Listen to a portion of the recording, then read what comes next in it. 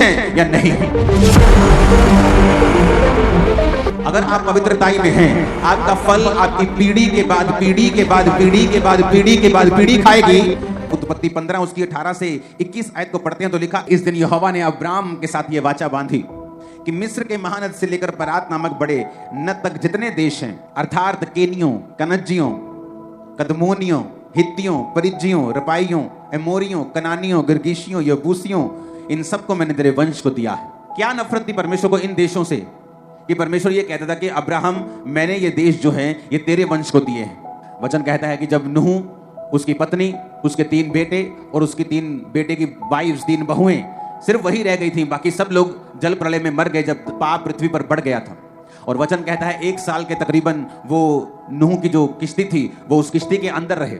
जब वो 1 साल उस किश्ती में रहे और किश्ती से जब बाहर आए तो सिर्फ 8 जन इस पृथ्वी के ऊपर थे।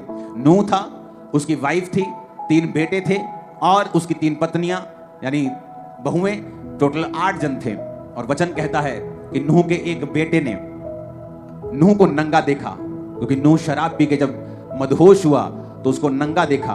और जब 2 बाकी बेटों को उसने बताया कि पिता अंदर नंगा लेटा है तो बाकी 2 जन अपनी पीठ फेर कर गए और नूह के नंगेपन को ना देखकर उसे लपेट दिया और नूह को ढक दिया। उसके बाद परमेश्वर का श्राप उस बच्चे पे आया जिसने नंगा देखा था, वो था हाम। और नूह ने कहा कनान जो था हाम का बेटा, ये भाई बंधुओं के दासों का दास हो। यानी परमेश्वर ने हाम के वंश को श्रापित कर दिया और नीचा कर दिया। अगर आप ध्यान से बाइबल पढ़ें तो जब याकूब अपने 12 बेटों को आशीष देने लगा तो उनके पास्ट में की गए सब कामों के हिसाब से परमेश्वर ने उनको आशीषित किया। याकूब कहता, रूबेन तू मेरा पहला फल है, तू पहलोठा है। पहलोठे को डबल प्रॉपर्टी मिलती थी। अगर 12-10 बच्चे हैं तो 11 हिस्से होते थे प्रॉपर्टी के, तो 2 हिस्से एक बच्चे को मिलते थे और बाकी एक हिस्सा एक को मिलता था। अगर 100 रुपया है उसको 10 में 9 में बांटना है तो उसके 10 हिस्से कर देते थे। तो 10 हिस्से मतलब कि 10 रुपए के 10-10 हिस्से हो गए। तो पहले बेटे को 20 मिलेंगे, बाकियों को 10-10 मिलेंगे। इस तरह से बंटवारा होता था। लेकिन याकूब ने क्या कहा कि तू बेटा मेरा पहला फल तो है, लेकिन तू औरों से श्रेष्ठ नहीं ठहरेगा, क्योंकि तू अपने पिता की पत्नी के साथ, यानी वो उसकी स्टेप मदर के साथ वो सोया था, उसने पाप किया था, व्यभिचार किया था। इसलिए उसने कहा तू दूसरों से श्रेष्ठ नहीं ठहरेगा, तू दूसरों से उत्तम नहीं जाएगा, तू ऊपर नहीं जा सकता, क्योंकि तू जल के समान उबलने वाला है।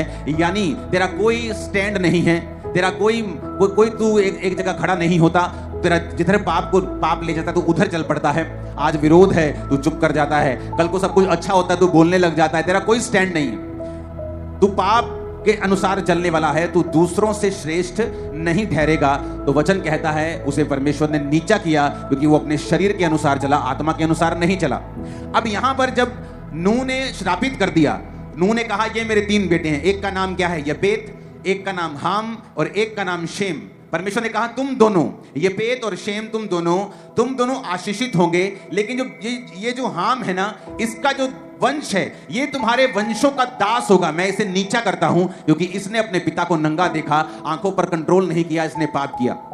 अब समझने वाली बात यह है कि हमें पूरी बाइबल की नॉलेज होनी चाहिए कि जब एक व्यक्ति पर श्राप आता है या एक व्यक्ति को वो पाप से निकलता है या पाप करता है, उसकी लाइफ में क्या होता है। अगर वो तौबा नहीं करता क्या होता है, अगर वो तौबा करता है क्या होता है, या एक व्यक्ति जब फैसला करता है कि मुझे पवित्रताई में और परमेश्वर के साथ मेल मिलाप करके जीवन बिताना है तो उसकी लाइफ में क्या होता है।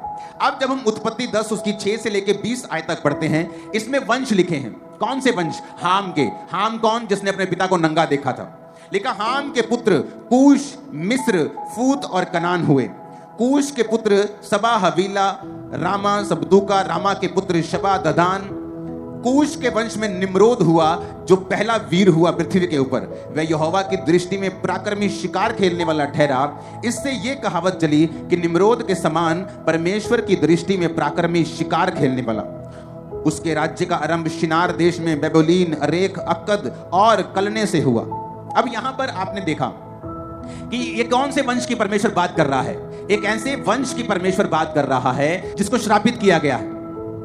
पर वचन क्या कहता है? वचन कहता है जिसको श्रापित किया गया था उसके वंश में पृथ्वी का पहला वीर निकला। एक श्रापित वंश है जिसे खुदा ने कहा है कि तेरे बच्चे इन 2 बच्चों के दासों के दास होंगे, मैं उन्हें नीचा करता हूं। वो नौकरों के भी नौकर होंगे, बड़ा एक निम्न जीवन बिताएंगे, मैं उन्हें ऊंचा नहीं करूंगा, उन्हें आशीषित नहीं करूंगा। लेकिन वचन क्या कहता है, हुआ क्या उनके साथ? ऐसा कुछ नहीं हुआ अभी। वचन कहता है कि उनके वंश में एक वीर पैदा हुआ, पृथ्वी का पहला वीर उस वंश से पैदा हुआ जिस वंश को परमेश्वर ने श्रापित किया था। पर यह कैसे हो सकता है? सोचने वाली बात है। जब आप बाइबल पढ़ते तो सोचते तो होंगे ही कि एक तरफ अभी पिछली अध्याय में तो परमेश्वर इनको श्रापित कर रहा है, अगले अध्याय में यह लिख रहा है कि इसी वंश में एक ऐसा वीर पैदा होता है जो पृथ्वी का पहला वीर था। इतना बड़ा बड़ा परमेश्वर उनको ब्लेस कर रहा है, इतना उनका नाम कर रहा है, तो फिर ये श्रापित कहां से हुए? वचन कहता है उसके बाद जब आप 20 आयत तक पढ़ते हैं तो लिखा है, 13 आयत में लिखा मिस्र के वंश में लूदी, अनामी, लहाबी, नप्तूही। 15 आयत में लिखा कनान के वंश में सिदोन, हित, यबूसी, एमोरी, गिर्गाशी, हिक्की, सीनी, हिव्वी, अवर्दी, समारी, हमाती, और ये फिर कनानियों के लोग कुल भी फैल गए। मिस्र कहां से निकला? इसी श्रापित वंश में से। ये किन राजाओं, किन जातियों के नाम लिखे हैं? यबूसी, एमोरी, गिर्गाशी, ये उन्हीं जातियों के नाम लिखे हैं जिन्हें परमेश्वर ने अब्राहम को कहा था कि मैं ये सब जातियां और इनके देश तेरे वंश को दे दूंगा। यानी कि परमेश्वर इनके पाप को भूला नहीं, क्योंकि उन्होंने परमेश्वर में तौबा नहीं की। अगर की होती तो परमेश्वर अब्राहम को कभी ना कहता कि मैं जो ये वंश पाप और श्राप के अधीन है, मैं इसको तेरे वंश को दे दूंगा। कई बार आप नोटिस करते हैं और शैतान इस बात का फायदा उठाता है, जब आप किसी पापी को देखते हैं कि वो बढ़ रहा है, आपको लगता है अच्छा ये तो बढ़ रहा है। पहला पृथ्वी का वीर हाम के वंश में पैदा होता है, और लिखा पहला पृथ्वी का वीर उस वंश से पैदा होता है जो वंश परमेश्वर ने श्रापित किया है। कई बार आप जब अन्य जाति लोगों को देखते हैं, आप जब और लोगों को देखते हैं, आप जब ऐसे पास्टर प्रॉफिट्स को देखते हैं जो पाप कर रहे हैं लेकिन वो बढ़ रहे हैं, परमेश्वर कहता है चिंता मत करो, और किसी की बढ़ोतरी से यह अंदाजा मत लगाओ कि मैं उनके साथ हूं। यहां पर एक ऐसा वंश जो प्रभु से श्रापित हो चुका है, लेकिन उसके वंश में अभी वीर पैदा हो रहे हैं। पृथ्वी का पहला वीर उसने पैदा कर दिया, लेकिन एंड में क्या हुआ? वो सारे वंश अब्राहम के वंश को दे दिए गए, और उन सबों ने इजरायली लोगों की, यानी उस वंश की जिसे परमेश्वर ने ब्लेस किया था, उनकी गुलामी की। आज कई बार एक धर्मी जब पापी को देखता है, एक क्रिश्चियन को देखता है कि वो नशे बेचकर ब्लेस हो रहे, नशे बेचकर वो गाड़ियां ले रहे, मकान ले रहे, वो पाप करके आगे बढ़ रहे, उसे लगता है कोई फायदा नहीं है पवित्रताई में जीने का। ये देखो ये भी तो है ही है, कौन सा परमेश्वर ने इसके सिर पे डंडा मार दिया है? ये भी तो है ये पास्टर पाप में, व्यभिचार में 5-5 पत्नियां रखी हैं इसने, कौन सा इस पे डंडा बज गया? लेकिन मेरी बात को याद रखना, अगर आप पवित्रताई में हैं, आपका फल आपकी पीढ़ी के बाद पीढ़ी के बाद पीढ़ी के बाद पीढ़ी के बाद पीढ़ी खाएगी।